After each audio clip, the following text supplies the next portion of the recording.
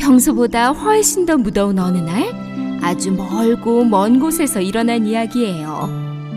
마을 사람들이 심어놓은 꽃들이 무더위 때문에 시들어가고 있었고 동물들도 너무 빨리 지칠 뿐 아니라 왕의 수호자들도 쉼없이 땀이 흐른 나머지 옷이 젖고 말았어요. 아, 오늘은 어제보다 더 더운데 이 옷을 입고 있다가 안 쪄 죽겠어. 왕도 그의 신하들도 하물며 마을 사람들도 왜 이렇게 날이 갈수록 무더워지는지 이유를 알 수 없었죠. 마리아라는 이름을 가진 한 소녀는 그녀의 밭에 썩어가는 작물을 보면서 무척 화가 났어요. 계속 이렇게 지속되면 내 채소들이 모두 말라버릴 거야. 무더위가 한풀 꺾이지 않으면 안 돼. 마리아는 왕에게 가서 이 무더운 공기에 대해 불만을 토로했어요. 그리고 말라가는 밭과 작물에 대해 말씀드렸죠. 왕은 그의 신하 중 한 명에게 이 무더위의 원인을 찾아보라고 명령했어요. 젊은 기사는 큰 용기를 내어 산으로 출발했어요. 그리고는 7개의 동굴이 있는 그 산의 7번째 동굴에서 용을 한 마리 만났어요. 그런데 용의 입에서 계속 불이 뿜어내지고 있는 게 아니겠어요? 그는 절대 입을 닫지 않았어요. 그 무더위가 용이 내뿜는 불 때문이라는 것을 안 기사는 용에게 달려가서는 칼로 그를 막기 시작했어요. 그러나 이것을 본 용은 숨 한 번으로 그 기사를 마을로 날려보내야겠다고 생각했답니다. 그리고는 용은 계속 마을을 향해 불을 뿜어댔어요. 기사는 불에 타 검게 변한 갑옷을 입고 마을 사람들 사이를 지나갔답니다. 마리아와 다른 마을 사람들은 기사의 상태를 보고는 절망할 수밖에 없었죠. 한편 그 기사는 왕 앞에 가서 일어난 모든 일을 상세히 말씀드렸어요. 왕이시여, 화가 난 용이 계속 마을을 향해 불을 내뿜고 있습니다. 그게 이렇게 무더운 이유였어요. 용이라고? 네, 제 갑옷을 향해서도 불을 뿜어 싸웁니다. 보세요. 왕은 전혀 믿을 수가 없었어요. 며칠 동안 그는 방문을 잠그고는 용을 이길 수 있는 방법에 대해서 곰곰이 생각해봤어요. 그리고 그의 수호자를 불러서는 할 일을 하나 주었죠. 수호자는 마을 사람들을 모아 큰 소리로 왕의 명령을 전달하였답니다. 이 뜨거운 온도는 바로 용이 내뿜는 불 때문이었습니다. 그 용은 7개의 동굴이 있는 산의 7번째 동굴에 살고 있습니다.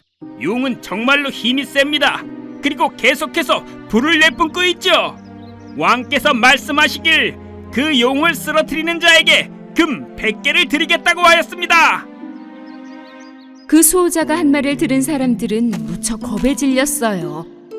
심지어 모두들 뒤로 뒷걸음질 치며 자신들의 집으로 되돌아가는 게 아니겠어요? 그러나 바로 그 순간 한 젊은 농부 마리아는 용기를 갖고 앞으로 나섰어요. 저요. 제가 용을 쓰러뜨리겠습니다. 뭐? 너는 밭을 가는 소녀잖니? 우리는 힘세고 덩치가 큰 남자 전사가 필요하단다. 주변에 그런 사람 없니? 마리아, 넌 못해. 마리아, 안 돼! 용은 네가 상대할 수 없단다. 모두들 침묵했어요. 왕의 명령에도 불구하고 마리아 외엔 아무도 나서는 사람이 없었죠. 전 성실한 소녀예요. 동물도 키우고 밭도 일구죠. 이 무더위를 멈출 수 있다면 뭐든 할 수 있어요. 지금 멈추지 않으면 저와 이 마을 사람들의 모든 노력이 물거품이 될 거예요. 수호자뿐 아니라 마을 사람들 누구도 마리아의 말을 믿는 사람은 없었어요. 그럼에도 불구하고 정말로 그 다음 날이 되자 마리아는 활과 화살을 갖고 출발했답니다. 심지어 그날은 다른 날보다 훨씬 더 더웠어요. 게다가 동굴 7개를 가진 그 산을 오르는 일은 더 어려웠죠. 마리아는 계속해서 땀이 났지만 물을 마시면서 그 길을 걸어갔어요. 너무 피곤해. 그래도 계속 걸어 나가야 돼. 힘내자, 마리아. 동굴 2개만 지나면 돼. 할 수 있어. 잠시 후 마리아는 그 산의 6번째 동굴에 도착할 수 있었어요. 그곳엔 웬일인지 색이 발해가는 보라색 꽃만이 보일 뿐이었죠. 독특한 보라색 꽃도 모두 시들어버렸네. 반드시 용을 쓰러뜨릴 거야. 마리아는 겨우 그 산의 7번째 동굴에 다다를 수 있었답니다. 그곳이 얼마나 더운지 마리아도 거의 녹아버릴 것 같았어요. 마침내 불을 내뿜는 용이 나타났어요. 바로 너였구나, 용. 난 네가 무섭지 않아. 마리아는 돌 뒤에 숨어서 용에게 점점 더 가까이 가려고 했어요. 하지만 용은 멈추지 않고 계속해서 불을 뿜어냈답니다. 마리아는 간신히 살아남았어요. 그리고는 계속해서 용을 향해 걸음을 옮겼죠. 그런데 그 순간 마리아는 용에게서 이상한 소리를 듣게 되었어요.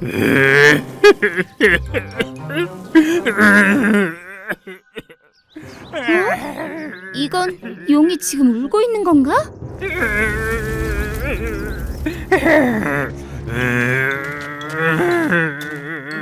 마리아가 용의 등 쪽에 가보니 그 용이 가시덩굴에 엉켜 있는 것이 아니겠어요?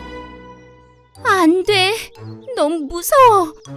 그래서 네가 이렇게 불을 뿜어내고 소리를 지른 거구나. 불쌍한 용. 마리아는 무척 힘겨워하며 그 가시덩굴을 당겼어요. 아우! 이 가시덩굴 때문에 손이 너무 아파. 이것 때문에 용이 다쳤다는 걸 누가 알겠어. 바로 그 순간 용이 갑자기 마리아 쪽을 쳐다보는 게 아니겠어요? 그는 화가 난 나머지 마리아를 향해 불을 내뿜으려고 했어요. 그때 마리아가 풀어진 가시덩굴을 보여줬죠. 가시덩굴에서 자신을 구해준 게 이 작은 소녀라는 것을 안 용은 너무나 행복해하며 마리아에게 고마워했어요. 그래서 마리아를 등에 태우곤 하늘을 날아다녔답니다. 마을 사람들도 무더위가 가시고 예전으로 돌아간 날씨 때문에 무척 행복했어요. 사람들은 하늘을 올려다보았고 용을 타고서 용기 있게 날고 있는 마리아를 발견했어요. 얘는 마리아잖아. 와우, 멋지다. 마리아 대단해. 우와. 너무 용감해.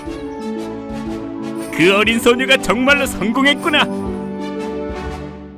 다음 날이 되자 왕 앞에 마리아가 나타나 어떻게 용을 구했는지 말씀드렸어요. 그녀가 보여준 용기와 자비 덕분에 그녀는 왕궁의 기사가 된 유일한 소녀가 되었죠. 그날 이후 용감한 기사 마리아와 용의 이야기는 그녀처럼 성실한 어린 친구들에게 아주 오랫동안 전해졌답니다. 어느 날 한 똑똑한 토끼가 숲속에 있는 자신의 집으로 들어가려는데 집안에서 뭔가 무서운 소리가 들려오는 게 아니겠어요? 나는 천보를 걷는 무적의 용산이라. 나는 힘센 콧불 쏘도 발로 짓밟을 수 있고 엄청 큰 코끼리도 작은 벌레처럼 부숴버릴 수 있지. 이 세상 그 누구도 나를 이길 순 없다. 토끼는 그 말을 듣고는 너무나 무서워져서 집에도 못 들어가고 곧장 도망쳐 나왔답니다. 그러고 난 후 토끼는 여우를 만났어요. 여우야, 누가 숲속에 있는 내 집에 들어가서 나오질 않아? 네가 좀 내쫓아주면 안 될까? 물론이지, 토끼 친구야. 토끼와 여우는 곧장 토끼의 집으로 갔어요. 여우는 자신감 넘치는 목소리로 동굴에 소리쳤죠. 이봐 너, 감히 내 친구 토끼 집에 침입하다니. 어서 나와. 나는 천보를 걷는 무적의 용산이라. 나는 힘센 콧불 쏘도 발로 짓밟을 수 있고 엄청 큰 코끼리도 작은 벌레처럼 부숴버릴 수 있지.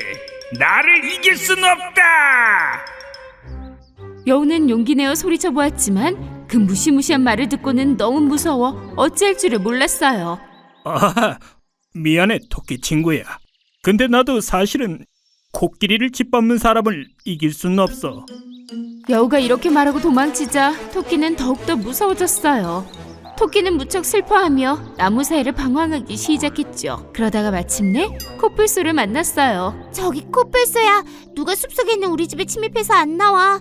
나 내쫓을 힘이 없는데 나 좀 도와주지 않을래? 물론이지. 자, 너네 집으로 지금 가보자. 토끼는 코뿔소를 데리고 그녀의 집으로 갔어요. 야, 여기가 감히 어디라고 들어가 있는 거야? 정체를 드러내지 못할까? 나는 천보를 걷는 무적의 용산이라. 나는 힘센 코뿔소도 발로 짓밟을 수 있고 엄청 큰 코끼리도 작은 벌레처럼 부숴버릴 수 있지. 나를 이길 순 없다. 그 말을 듣자 코뿔소도 너무 무서워서 어찌할 줄을 몰랐어요. 내가 지금 치과 예약이 잡힌 게 생각났어. 너무 중요하거든. 그걸 잊다니. 나 가야겠다. 믿고 있던 큰 코뿔소마저 도망쳐버리자 그 귀여운 토끼는 다시 길을 떠났어요. 그리고 이번엔 길에서 코끼리를 만났답니다. 저기 코끼리야, 나 너무 절망적이야. 너만이 날 도울 수 있어. 제발 우리 집에서 이 무서운 사람을 내쫓아줘. 걱정 마렴, 내 친구 토끼야. 내가 도울게. 자, 가자. 코끼리를 데리고 토끼가 집 앞에 도착했어요. 야, 너! 내 친구의 집에 감히 들어가 있다니? 어서 나와! 나는 천보를 걷는 무적의 용산이라. 나는 힘센 코뿔소도 발로 짓밟을 수 있고 엄청 큰 코끼리도 작은 벌레처럼 부숴버릴 수 있지. 나를 이길 순 없다. 이 말을 들은 코끼리는 너무 무서워서 몸까지 떨었어요. 저기 토끼야, 너 미안한데 나는 아무도 짓밟고 싶지 않아. 믿었던 코끼리마저 토끼의 집을 떠났지요. 바로 그때 아주 작은 개구리가 토끼 집을 지나가고 있었어요. 저기 개구리야, 숲속에서 아무도 날 돕지 못하는데 네가 저 수상한 사람 좀 내 집에서 내쫓아줄 수 있니? 개굴, 물론이지 토끼야. 니네 집에 데려가줘.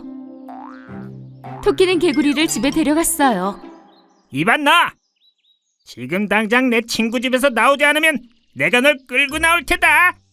어딜 들어오려고? 나는 천보를 걷는 무적의 용산이라. 나는 힘센 코뿔소도 발로 짓밟을 수 있고 엄청 큰 코끼리도 작은 벌레처럼 부숴버릴 수 있지. 이 세상 그 누구도 나를 이길 순 없다. 나는 찐득찐득한 발을 갖고 있는 개구리야. 내가 네 머리를 밟고 며칠 동안 계속 널 괴롭힐 수 있다고. 어떻게 그런... 어서 썩 가지 못할까? 좋아, 어서 그럼 나와. 용감한 개구리의 말과 동굴 속의 그 무서운 목소리를 들은 다른 동물 친구들도 즉시 그 무서운 전사가 누구인지 확인하려고 모였어요. 자, 언제까지 날 기다리게 할 셈이야? 3까지 센다. 하나, 둘. 알았어. 나 여기 있다. 모두들 주위를 둘러보았지만 아무도 보이지 않았어요. 너 어딨어? 더 이상 속임수 안 돼? 여기 있어. 나 여기 있다고.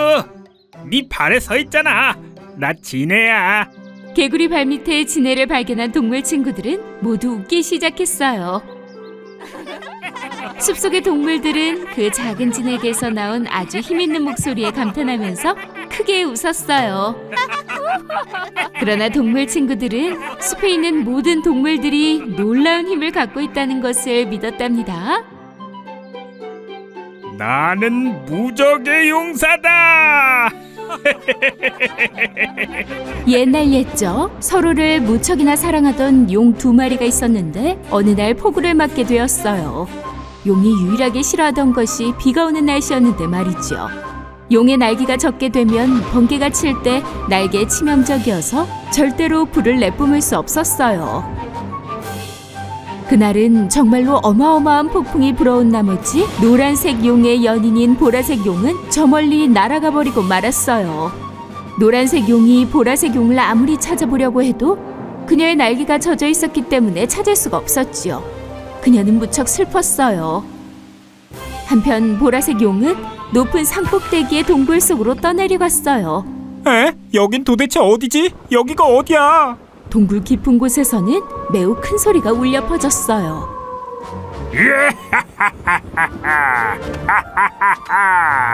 사악한 바오가 낸 소리였어요. 바오의 몸은 반은 늑대, 반은 사자였죠. 나는 전둥과 번개의 신 바오다. 너는 불을 뿜는 용이군. 보라색 용은 너무나 놀라서 다시 날아가고 싶어 했지만 그 순간 바오는 하늘에 번개를 쳤어요. 어떻게 불을 뿜는지 그 비밀을 말하기 전엔 나갈 수 없다. 불을 뿜는 모든 비밀을 말하거라. 아니, 절대로 그럴 수 없어. 그럼 할 수 없지. 영원히 비를 내려 이곳에 널 가두는 수밖에.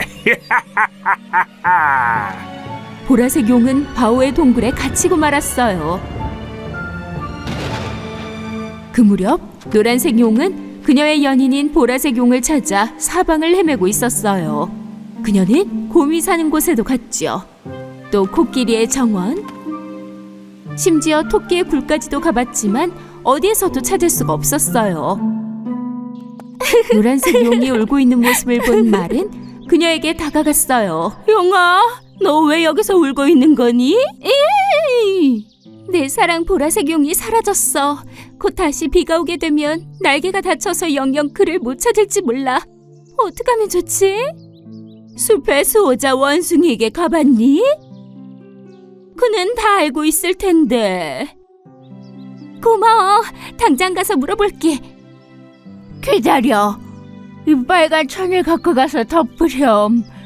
비가 오면 이게 널 보호해 줄 거야. 노란색 용은 빨간 천을 받아들고 곧장 숲속을 향해 갔어요. 바로 그때 비가 다시 오기 시작했죠. 노란색 용은 마침내 원숭이를 찾아냈고 보라색 용을 본 적 있는지 물어봤답니다. 하늘에서 나는 걸 본 것 같아. 이것 봐. 이건 그가 떨어뜨린 거야. 저 소나무 숲으로 떠내려가는 것 같았어. 숲속의 비가 잠시 그치자 노란색 용은 재빨리 소나무가 있는 곳으로 향했어요.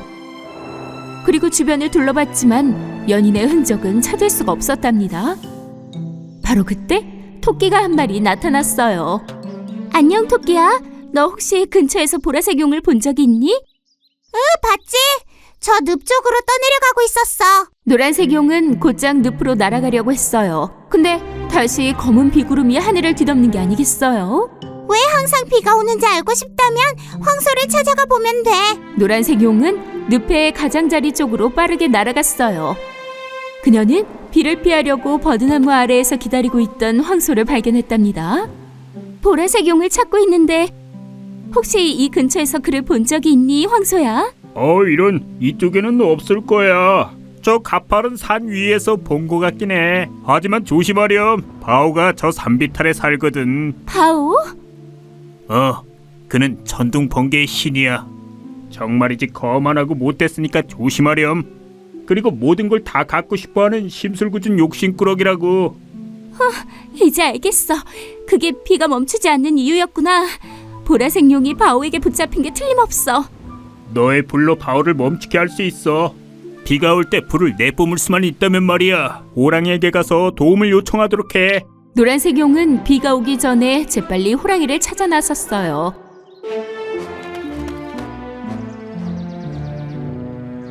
그래, 조금 더 가면 뱀이 있을 거야. 그가 빨간색 마법 고추를 줄 거야.